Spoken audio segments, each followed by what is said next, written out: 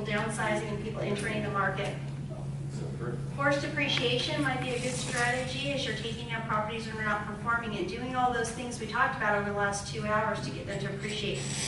Hold those assets long term. Refinancing now, as we mentioned earlier, we have great rates. Cash out refi and get some additional property, syndicate. Seller-backed financing. We have a lot of folks that are going to be entering the market that aren't as seasoned as you all, might not have the liquidity that you do.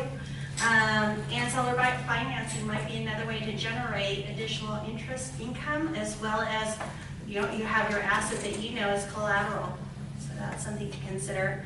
Of course, the outright sell or 1031 exchange, if you want to sell a number of properties and go into a larger asset that might have more variability to increase your overall income. Conversions for highest and best use. Of course, there was the day where we had a lot of apartment to condo conversions. Don't see that as much anymore. I see some of investors looking at trailer parks converting to mobile homes. I really like the rezoning of the industrial today. I think I see a lot of that going on, where people are buying at the industrial buildings that maybe have been vacated or are not utilized, and getting those at the lower price per square foot, repurposing those to create an office.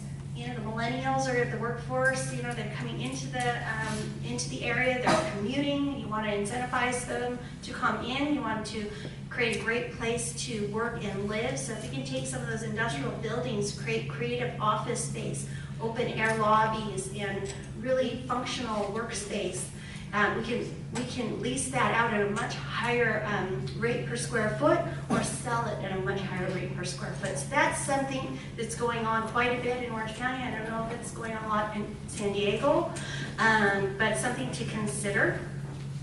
And then, of course, hold for long-term wealth your portfolio that you have, because I do see that as we go through the decades to come, we'll obviously have our dips, but I do see the market being strong, continue to be strong for the decades ahead of us, with a multitude of investors coming in.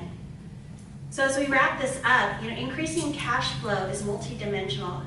Excellence in execution is key to your success. Focusing in every area makes a big difference, and doing that over time, sustaining that over time with the right team members will definitely generate the additional cash flow you're looking for.